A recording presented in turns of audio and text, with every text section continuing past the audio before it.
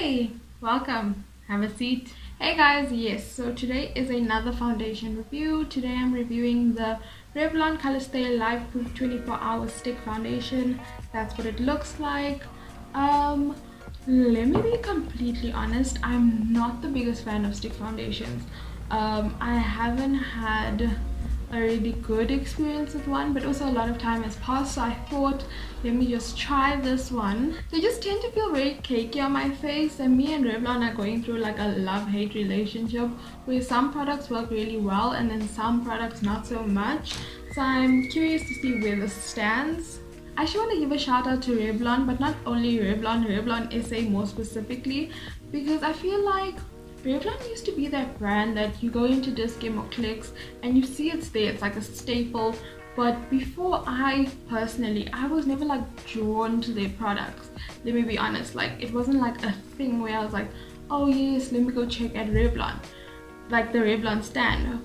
But lately, the way they've been marketing and sending out like PR packages, and like when Revlon launches something, like you see it on your timeline, you see other content creators like unboxing it and all of that stuff. So I think that's like really amazing, because clearly it's working, because I was influenced by the influencers and I got it, so it is working. Yeah, and I just think it's really cool what they're doing. Before we get into everything, don't forget to subscribe if you're not already. Also, to give this video a big thumbs up if you do enjoy it. And now let's get started.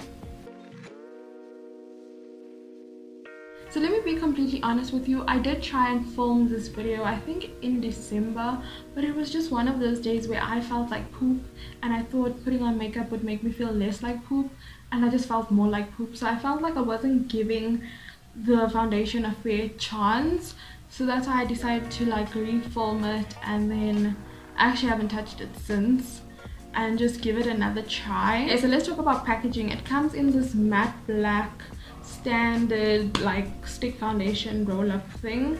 I think there's it's either 9 or 10 grams of product if I remember correctly, and you pay, I think the retail price is 215 rand, so you can get it at Clicks, Discam, I think Foschini, Edgar's, I think those are the places.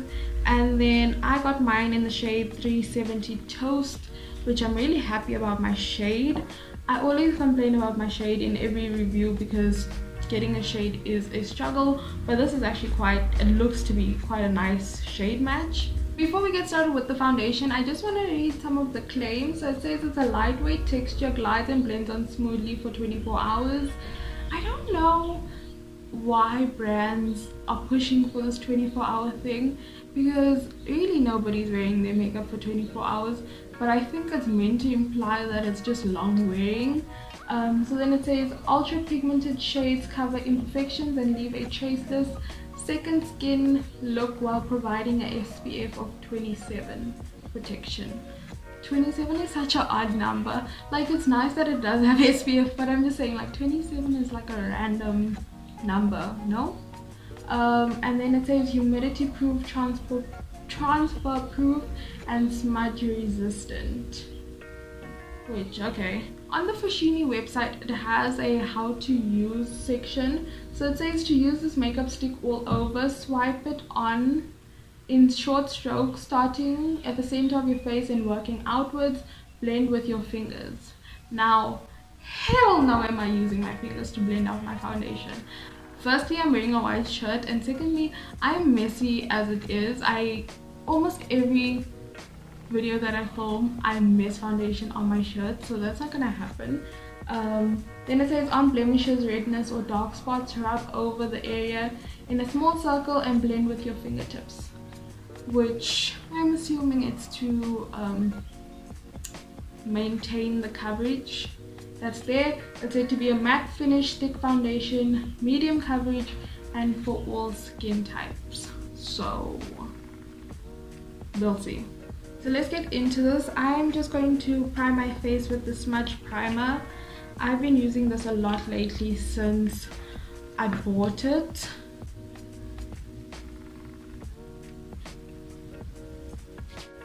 So the website said to start in the middle and work outwards with short strokes.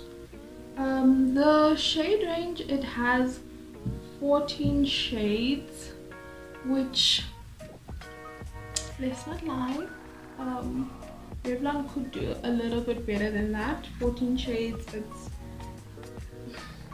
they can do better.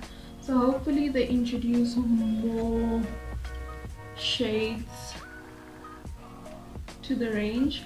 For this, it glides on really nicely. Yeah, it glides on quite nice and it looks quite pigmented. So I'm gonna use a brush to blend it out, because I always use a brush.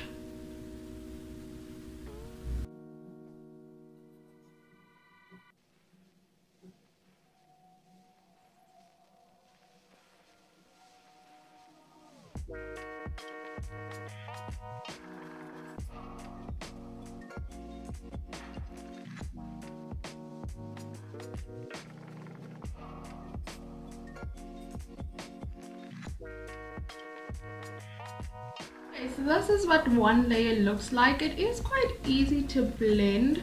I would say not to blend too much, because then it starts like fading, but it's not bad compared to the first time when I tried it. The first time, I don't know if I just didn't put enough product, but it wasn't covering anything per se.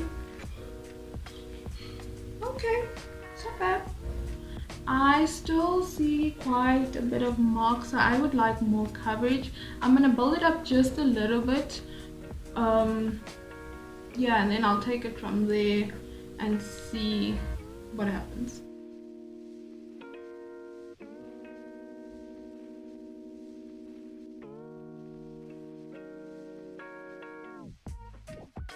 So I'm mainly on my cheeks, because as you guys see, a lot of my pigmentation is on my cheeks.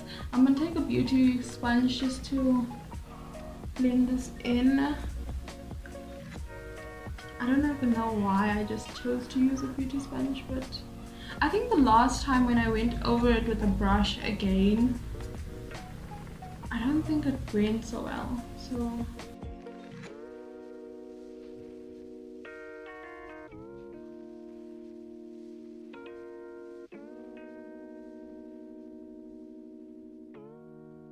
okay, so this is what it's looking like. Could the coverage be a bit better? Yes. Is it the worst? No. I don't know how I feel about it. I just want this mark here to be a bit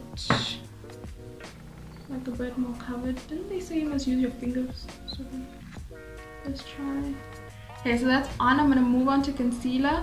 I'm going to use the Revlon Candid Concealer. This is in the shade 050 Medium Deep. The assumption is that products of the same brand should work well together. So, and I also really like this concealer. I feel like I say that whenever I use it.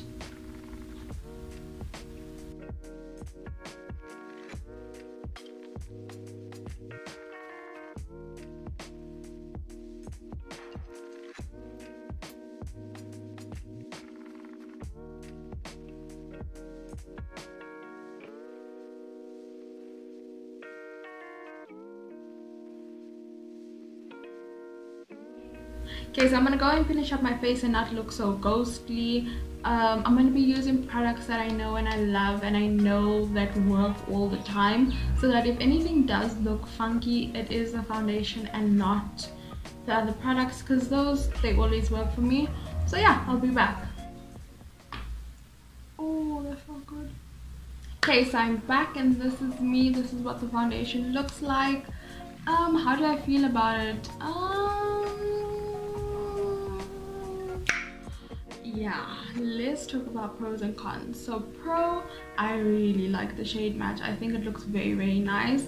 I'm just not sure if everybody's going to be able to find this shade, because it is only 14 shades in the range. But yeah, it glides on really nicely and it blends out quite like easily. It is lightweight. I know that was one of the claims. It is lightweight. The one thing that is putting me off about this foundation is, I don't even think you're gonna pick it up on camera, but on camera I'm sure if my face is still, so like that, it looks fine, it looks flawless. But when I start like making facial expressions, especially in person, it looks kind of thick in like the natural creasing of my face. So like smile lines, even in my dimple, when I scrunch my face like this, it like highlights like a bit of texture, which you guys saw that I put a majority of the product more so, like I built it up more so on my cheeks where the marks are, and I can still see some of my marks, which is okay because it's said to be a medium coverage foundation. But then why are these places looking so thick? Like on my cheeks, it's not bad. I guess it does look a bit thick, but it's not bad. It's more where there's creasing in my face, and I don't like that. Yeah, what were some of the other claims that were smudge proof? With how thick it's looking, I can almost guarantee you that it's not smudge proof. So if I put my finger like that, I don't know, yeah, you can see the fingerprint. So transfer proof, no. Smudge proof, no, because as you can see,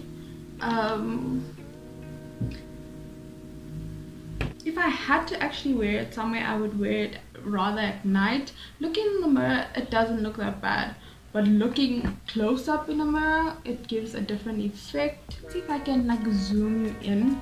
So see what I'm talking about? Like it looks like, it kind of looks like I could like scrape the foundation off, which I don't like that. You know what I think it is? I think it's because generally when I'm out and about and people actually compliment me on my makeup, they always say it doesn't look cakey and thick. So it's something that I do take pride in, that my makeup doesn't look like that, and that's the thing that's putting me off about this makeup.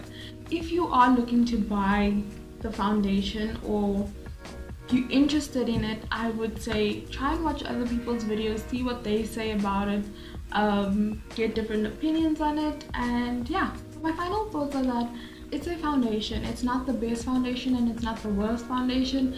It does what it needs to do, but I feel like for 215 Rand you can probably get a better foundation, if not a better Revlon foundation, if that makes sense. But this is just my little honest 2 cents, and that's that with that. I hope you guys enjoyed the video. If you did, please make sure to give it a big thumbs up. Thank you so much for watching, and I'll see you in my next video.